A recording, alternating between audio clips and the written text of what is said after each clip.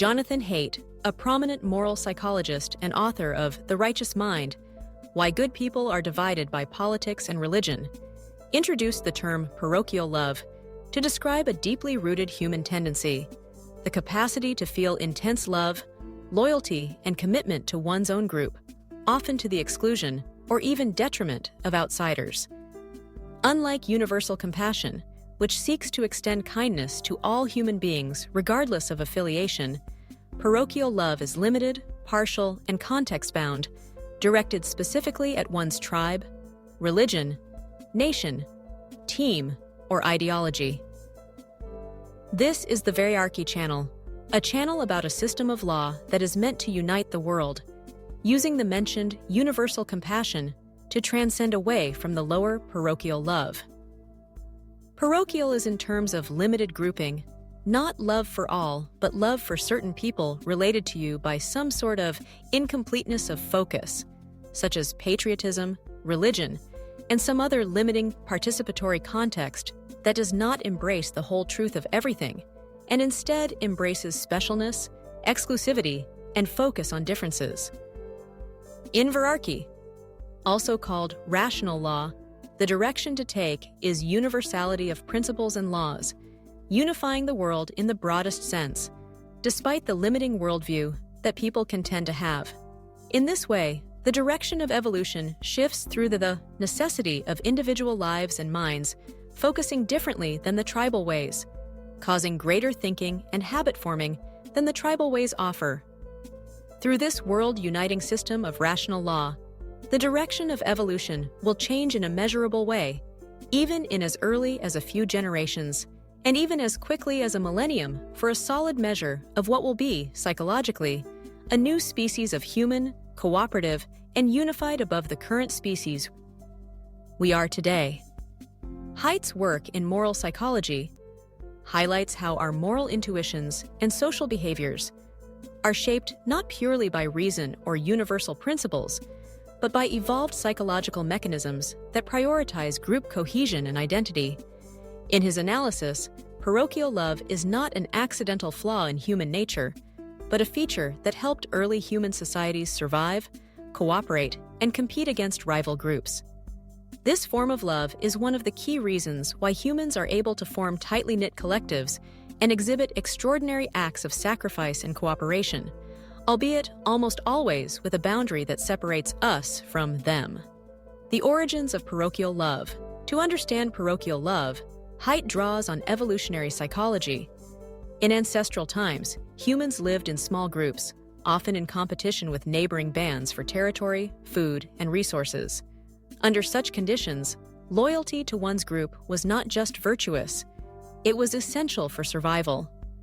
Groups whose members were willing to fight and even die for each other were more likely to prevail over less cohesive groups. Over thousands of generations, natural selection favored those who felt strong emotional ties to their group, those who could rally around a shared identity, and those who viewed outsiders with suspicion or hostility when necessary. Parochial love, therefore, is not a generalized love of humanity, but a specialized tribal loyalty. It motivates people to rescue their comrades in battle, cheer for their sports teams, contribute to community welfare, and stand up for their religious or national identity.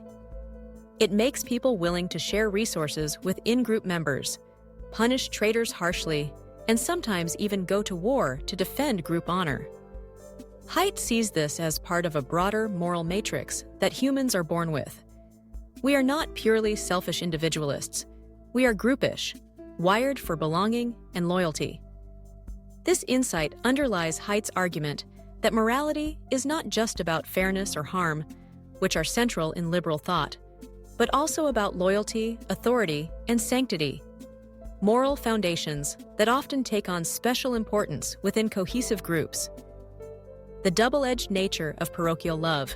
While parochial love has evolutionary advantages, it comes at a cost.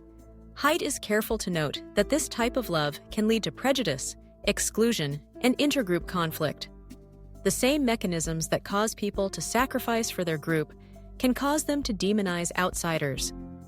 What begins as loyalty can quickly become xenophobia or ideological warfare.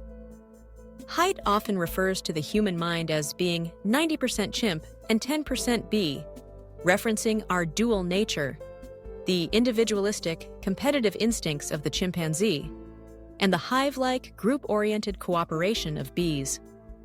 Parochial love fits squarely into the bee side. It facilitates a kind of hive switch, where people transcend their selfishness and work for the good of the group. This is most apparent during times of war, religious revival, political rallies, or national emergencies. People feel elevated, united, and full of purpose. But such unity often relies on an opposing enemy. Group identity sharpens when contrasted with a perceived threat. It is easier to love us when we fear or resent them. Thus, parochial love can be morally uplifting within the group and morally dangerous outside of it.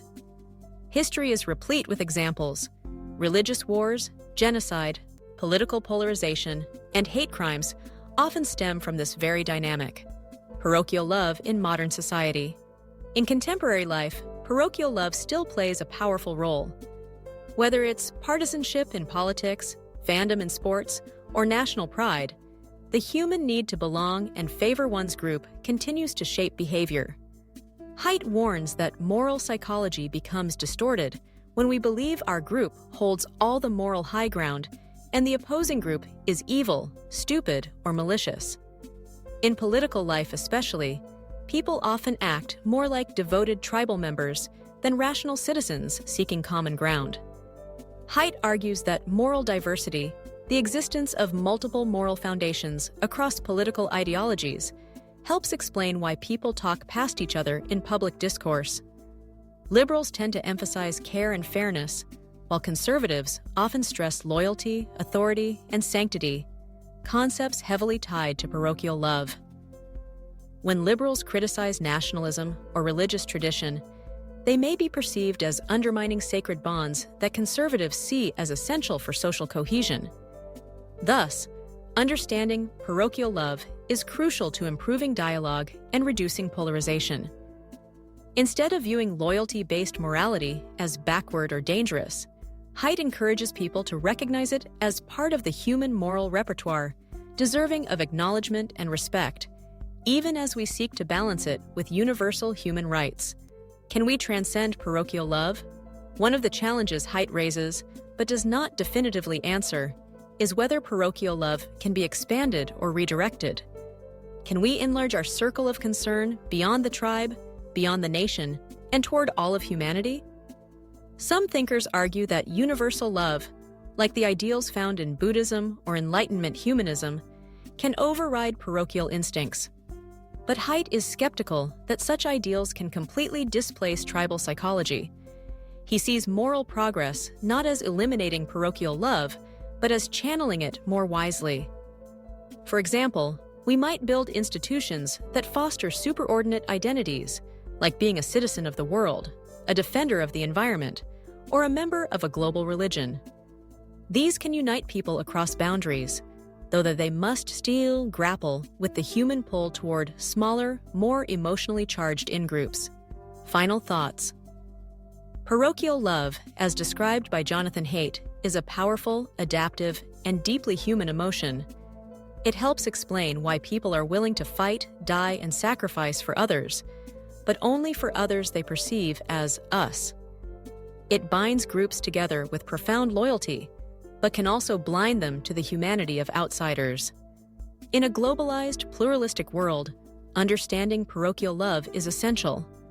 We must learn to honor the emotional and moral power of in-group loyalty, while remaining vigilant against the dangers of out-group hatred.